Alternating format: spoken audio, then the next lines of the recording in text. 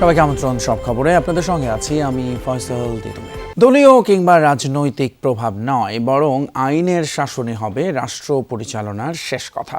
দায়িত্ব নেয়ার পর জাতির উদ্দেশ্যে দেয়া ভাষণে কথা জানালেন প্রধানমন্ত্রী তারেক রহমান।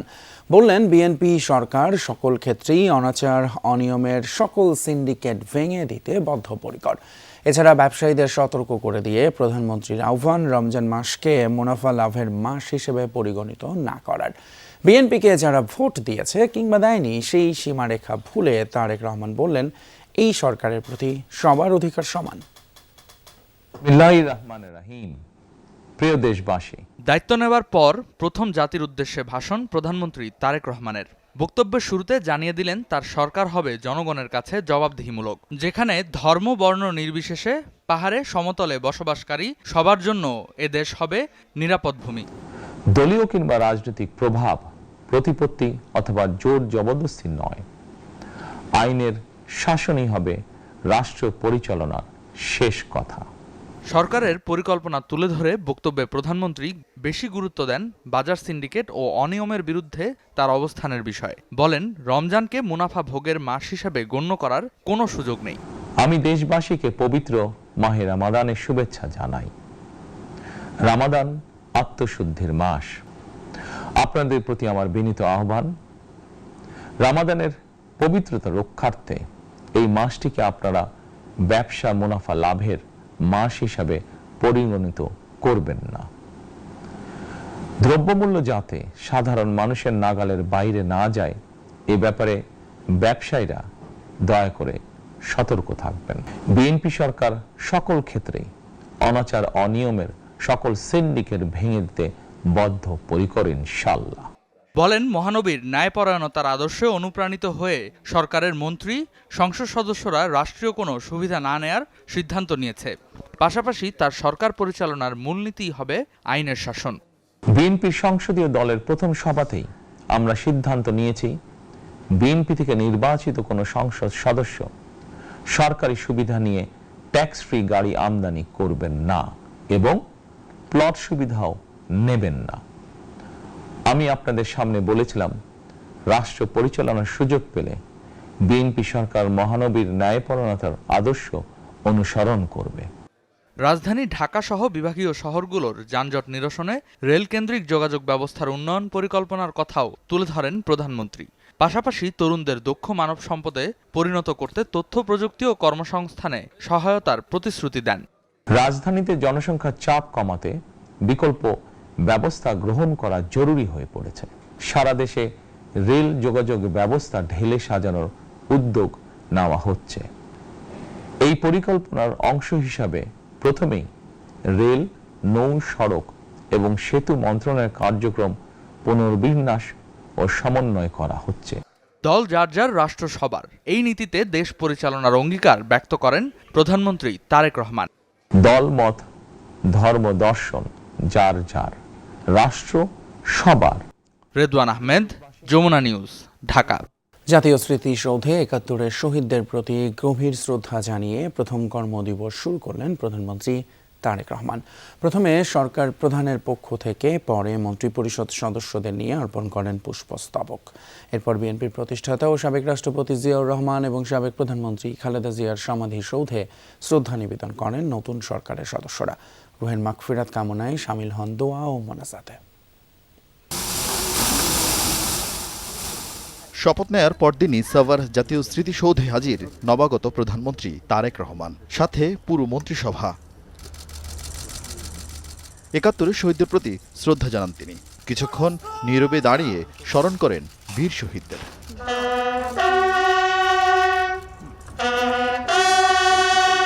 পরে মন্ত্রিসভার সদস্যদের নিয়ে আরেক দফা স্মৃতির মিনারে পুষ্পস্তবক অর্পণ করেন সরকার প্রধান। ফেরার পথে ৩ বাহিনীর সদস্যদের সালাম দেন প্রধানমন্ত্রী তারেক রহমান, যা বাংলাদেশে রীতিমতো বিরল দৃশ্য। রীতি মোতাবেক রোপণ করেন একটি পারিজাত গাছের চারা। এরপর স্মৃতিসৌধের পরিদর্শন বইয়ে স্বাক্ষর করেন তিনি। লিখেন, স্বাধীনতা অর্জনের যুদ্ধ থেকে ২৪-এর গণঅভ্যুত্থানে শহীদ সবার প্রতি তিনি নিবেদন করছেন গভীর শ্রদ্ধা। সেখান থেকে জিয়া উদ্যানের পথে রওনা হন প্রধানমন্ত্রী। কিন্তু সরকার প্রধানের চলাচলের জন্য বন্ধ ছিল না কোনো সড়ক। যানজট এড়িয়ে জিয়া উদ্যানে পৌঁছান নতুন সরকার প্রধান ও মন্ত্রিসভার সদস্যরা।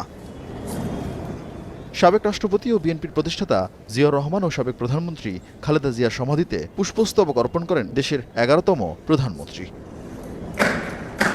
এরপর মন্ত্রিসভার সদস্যদের নিয়ে শরিক হন দোয়া ও মোনাজাতে।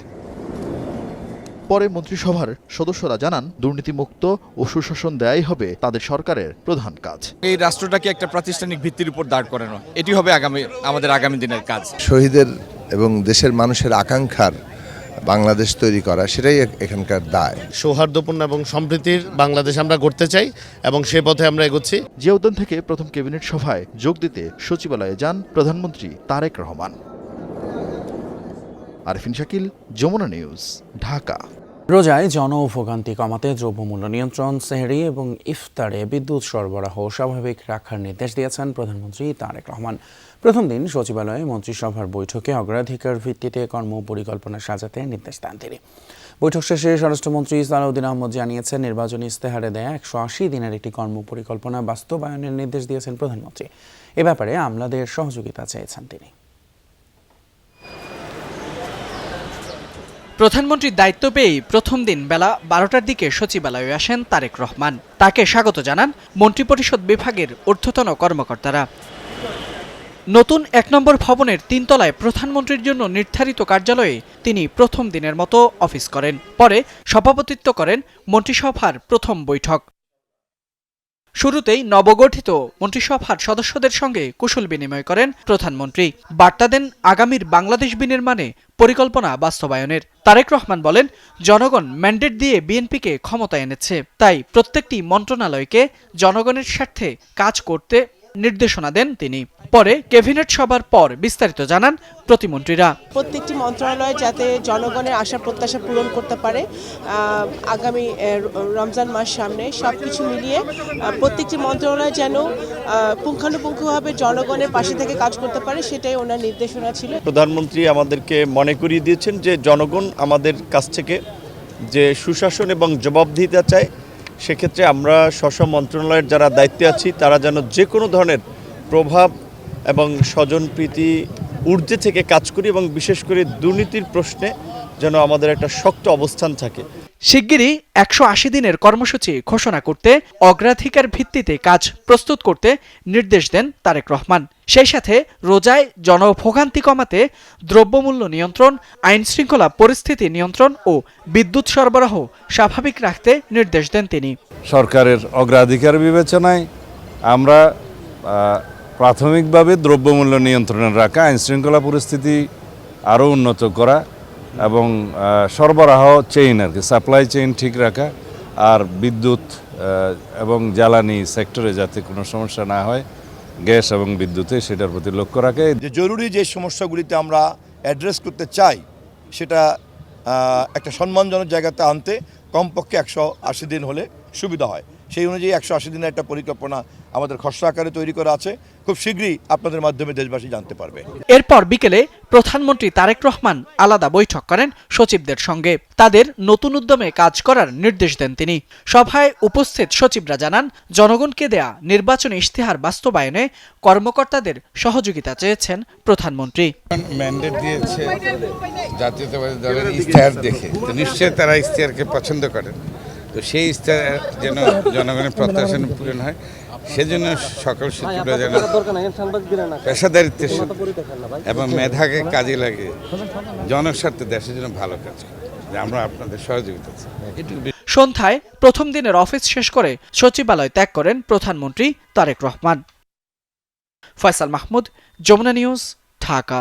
পবিত্র রমজান মাসের চাঁদ দেখা গিয়েছে। বৃহস্পতিবার থেকেই শুরু হচ্ছে রোজা। বুধবার সন্ধ্যায় জাতীয় চাঁদ দেখা কমিটির বৈঠক শেষে এই তথ্য জানান ধর্মমন্ত্রী কাজী শাহ মোফাজ্জল হোসাইন। রাত থেকেই মসজিদে মসজিদে এশার নামাজের পরপরই তারাবির নামাজে অংশ নেন ধর্মপ্রাণ মুসলমানেরা। পবিত্র রমজান মাসে মহান আল্লাহ নৈকট্য লাভ, পাপমোচন, ক্ষমা লাভ এবং মৃত আত্মীয় স্বজনের মাগফিরাতের জন্য ইবাদত বন্দেগী এবং প্রার্থনায় মগ্ন থাকবেন মুসল্লিরা।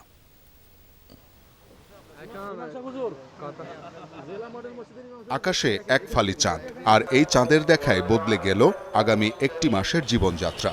বছর ঘুরে আবারও এসেছে বছরের সবচেয়ে উত্তম মাস মাহে রমজান। জাতীয় মসজিদে জাতীয় চাঁদ দেখা কমিটির বৈঠক শেষে আনুষ্ঠানিক ঘোষণা দিলেন নবনিযুক্ত ধর্মমন্ত্রী। জানালেন বৃহস্পতিবার থেকেই শুরু হচ্ছে রোজা। মহাকাশ ও গবেষণা এবং দূর অনুধাবন প্রতিষ্ঠান হতে প্রাপ্ত তথ্য নিয়ে পর্যালোচনা করে দেখা যায় যে বাংলাদেশের আকাশে পবিত্র রমজান মাসের চাঁদ দেখা দিয়েছে। আলহামদুলিল্লাহ। 16 মার্চ 2026 তারিখ সোমবার দিবাগত রাত্রে পবিত্র লাইলুল কদর উদযাপিত হবে ইনশাআল্লাহ। মাহে রমজানের আগমনীতে মুসল্লিদের হৃদয়ে আত্মশুদ্ধির তৃষ্ণা যেন বেড়ে যায় বহুগুণ। সারাদিন সিয়াম সাধনার পাশাপাশি নানা ইবাদতে মশগুল থাকতে প্রস্তুত তারা। রোজার মাসে আমাদের ইবাদত করার তৌফিক দান করেন এবং যাতে আল্লাহ পাক জীবনের গুনাহগুলো মাফ করে দেন আমাদের রোজাকে কেন্দ্র করে, এবং রোজার আমলগুলো যাতে ঠিকমতো করতে পারি এই জন্য আল্লাহর কাছে দোয়া চাই। এখন কোরআন তেলাওয়াত করছিলাম, আমি নিয়ত করছি আজকে চেষ্টা করব কোরআন খতম দেওয়ার, না হলে আগামীকাল ইনশাল্লাহ আমার কোরআন খতম হয়ে যাবে। গুনাহ মাপের একটা মাস, সেহেতু আমরা 5 ওয়াক্ত নামাজ জামাতের সহিত পড়ব, আমারও নেয় আইতেছে। রোজা রেখে কাজের ফাঁকে পবিত্র কোরআন তেলাওয়াতে সময় কাটাতে চান অনেকে। কেউ বা পরিকল্পনা করেছেন এই রমজানেই কোরআন তেলাওয়াত শেখার, কেউ বা করবেন কোরআন খতম। পবিত্র রমজান মাসের সকল ফজিলত ও সওয়াবের সর্বোচ্চটা আদায় করতে চান ধর্মপ্রাণ মুসলমানরা। মাহে রমজানে সবাই একটু ইবাদত বন্দি করা, নিজের আমলের জন্য একটু আল্লাহর কাছে ক্ষমা প্রার্থনা করা। এই মাহে রমজানের কতটুকু আমরা ইজ্জত দিতে জানি এটা একমাত্র উনিই জানে, আল্লাহ। যদি আমরা এটার মর্যাদা দিতে না পারি তাহলে আমাদের ভাই আমরাই কুড়াল মারবো। যে রমজান পেয়ে নাকি নিজের গুনাহ না মাফ করাতে পারলো, সে আল্লাহ তাআলার লানাতে অধিষ্ঠ হবে। এশার নামাজের পরপরই শুরু হয় তারাবির নামাজ।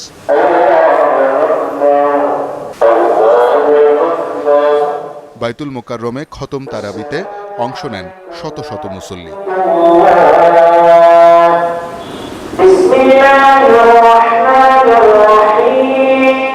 প্রথম রোজার জন্য প্রথম তারাবি, শুরুটাই বিশেষ করে রাখার প্রচেষ্টা সবার। শওকত মঞ্জুর শান্ত, যমুনা নিউজ, ঢাকা। পবিত্র রমজান উপলক্ষে দেশের সরকারি প্রাথমিক বিদ্যালয়, সরকারি বেসরকারি নিম্ন মাধ্যমিক এবং মাধ্যমিক বিদ্যালয়গুলোতে ছুটি শুরু হচ্ছে বৃহস্পতিবার থেকে। বুধবার শিক্ষা মন্ত্রণালয় এবং প্রাথমিক ও গণশিক্ষা মন্ত্রণালয় 2026 সালের শিক্ষাবর্ষের সংশোধিত ছুটির তালিকা এবং শিক্ষাপঞ্জি নির্ধারণ করেছে। সেখানেই এই ছুটির বিষয়টি উল্লেখ করেছে। পরে মন্ত্রণালয় দুটি এই সংক্রান্ত পৃথক প্রজ্ঞাপন জারি করে।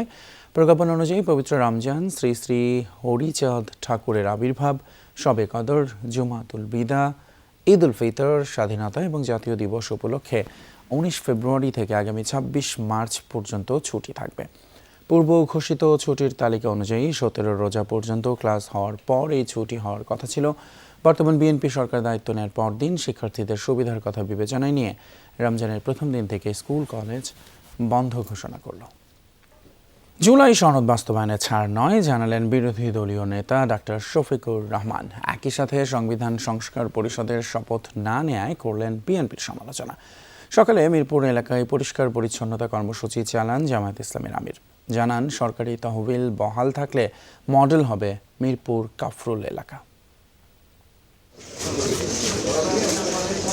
বুধবার ভোরে মিরপুরের মণিপুর বায়তুন নূর মসজিদে নামাজ আদায় করেন জামায়াতে ইসলামের আমির ডাক্তার শফিকুর রহমান।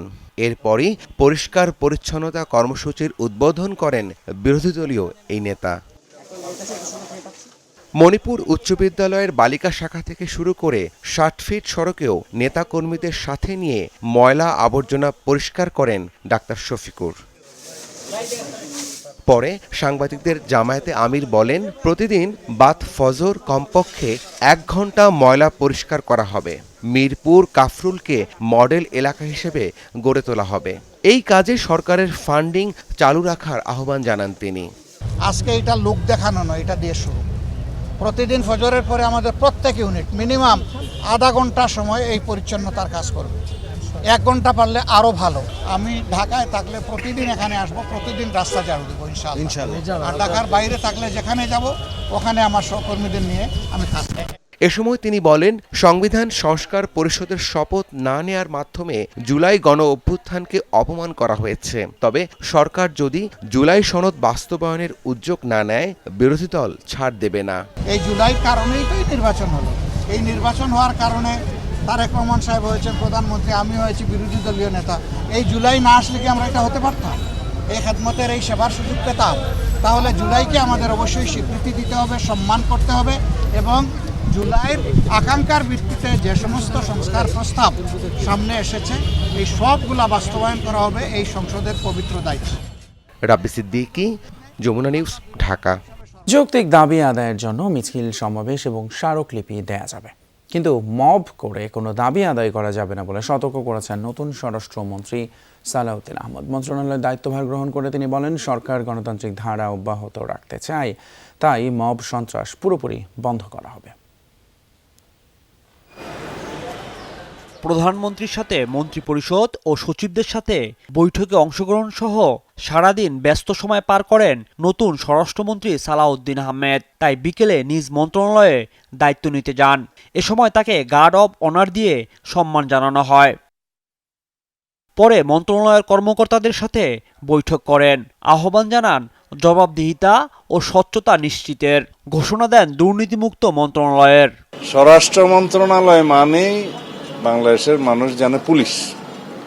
আরো যে অনেক অর্গানাইজেশন আছে, এখানে সংস্থা আছে, এটা কম জানে। পুলিশকে জনগণের বন্ধু বানাতে হবে। যে ভাবমূর্তিটা আগে বিনষ্ট হয়েছে সেটাকে রিগেইন করতে হবে এবং টোটালি করাপশন ফ্রি মিনিস্ট্রি বানাতে চাই। সবার অ্যাকাউন্টেবিলিটি, ট্রান্সপারেন্সি বজায় রাখতে হবে এবং কোনো রকমের অবৈধ তদবির হবে না। বাহিনীর মধ্যে যদি অপরাধে জড়িত থাকে তদন্ত হয়, সাথে সাথে তদন্তের মাধ্যমে ব্যবস্থা নেওয়া হবে। প্রশ্নের জবাবে স্বরাষ্ট্রমন্ত্রী বলেন, দেশে আর কোনো ধরনের মব চলবে না। বাংলাদেশে মব কালচার শেষ। মব কালচারকে কোনোভাবেই আর উৎসাহিত করা হবে না। দাবি দেওয়া থাকবে, যথাযথ প্রক্রিয়ায় উত্থাপন করবে, মিছিল করতে পারবে, সমাবেশ করতে পারবে, আইনানুগ সমস্ত ডেমোক্রেটিক চর্চা অব্যাহত থাকবে, কিন্তু দাবি আদায়ের জন্য মহাসড়ক আটকা, সড়ক আটকা, মব কালচার, এটা সহ্য করা হবে না। সালাউদ্দিন আহমেদ বলেন, পুলিশকে জনগণের বন্ধু বানানো হবে, পুনরুদ্ধার করা হবে ভাবমূর্তি। রাজীব আহমেদ, যমুনা নিউজ, ঢাকা। এবারে পররাষ্ট্র মন্ত্রণালয়ের খবর। প্রতিবেশী সহ যে কোনো দেশের সাথে আলোচনায় জাতীয় স্বার্থ যথাযথভাবে বুঝে নেয়ার ঘোষণা দিয়েছেন পররাষ্ট্রমন্ত্রী খলিলুর রহমান। অন্তর্বর্তী সরকারে জাতীয় নিরাপত্তা উপদেষ্টা থেকে নির্বাচিত সরকারের পররাষ্ট্রমন্ত্রী হওয়ায় সমালোচনার জবাবে ইলেকশন ইঞ্জিনিয়ারিংয়ের অভিযোগকারীদের ভোট আবার গণনার পরামর্শ দেন তিনি। বিএনপি আগে তার পদত্যাগ চাইলেও সময়ের সাথে অনেক কিছু বদলায় বলেও মন্তব্য করেন তারেক রহমানের মন্ত্রিসভার সবচেয়ে আলোচিত এই মন্ত্রী। লন্ডনে তৎকালীন বিএনপির ভারপ্রাপ্ত চেয়ারম্যান তারেক রহমানের সাথে সদ্য সাবেক সরকার প্রধান ডক্টর মোহাম্মদ ইউনূসের বৈঠকে ছিলেন সে সময়ের জাতীয় নিরাপত্তা উপদেষ্টা ডক্টর খলিলুর রহমান। একসময় অবশ্য আনুষ্ঠানিকভাবে সরকার থেকে তার পদত্যাগও চেয়েছিল বিএনপি। প্রধানমন্ত্রী তারেক রহমানের মন্ত্রিসভায় পররাষ্ট্রমন্ত্রী হয়েছেন সেই খলিলুর রহমানই। এটি নিয়ে যে নানা আলোচনা আছে তা জানেনও তিনি। আচ্ছা, আমি তো জোর করে যাইনি, তাই না? তো এক একজন এক এক সম্পর্কে একটা ধারণা থাকতে পারে প্রাথমিক, সেটা পরিবর্তন হয়, তাই না?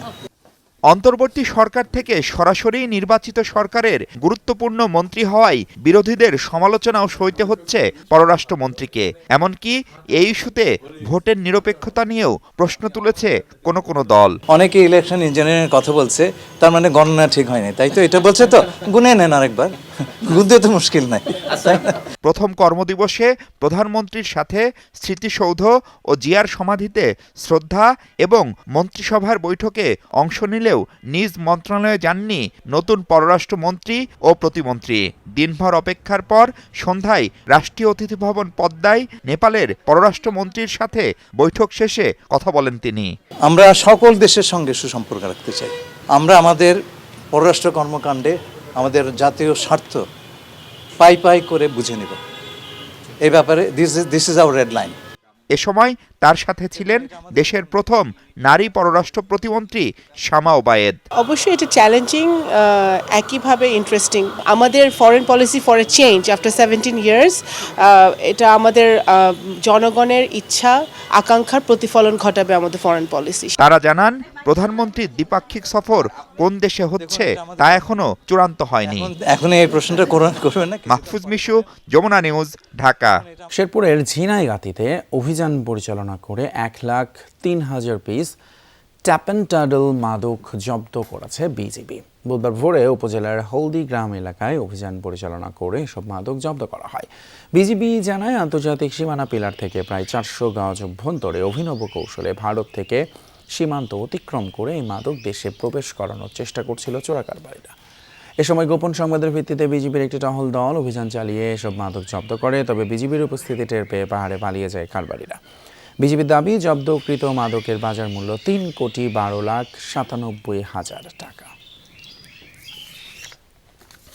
শেষ পর্যন্ত তর্ক বিতর্কের অবসান ঘটিয়ে 25 ফেব্রুয়ারি থেকে শুরু হচ্ছে অমর একুশে বইমেলা। মেলার ইতিহাসে এই প্রথম স্টল ভাড়া সম্পূর্ণ মওকুফ করা হবে। রমজান এবং প্রকাশকদের আর্থিক দিক বিবেচনা করে এই সিদ্ধান্ত নেওয়া হয়েছে বলে জানান সংস্কৃতি মন্ত্রী নিতাই রায়চৌধুরী।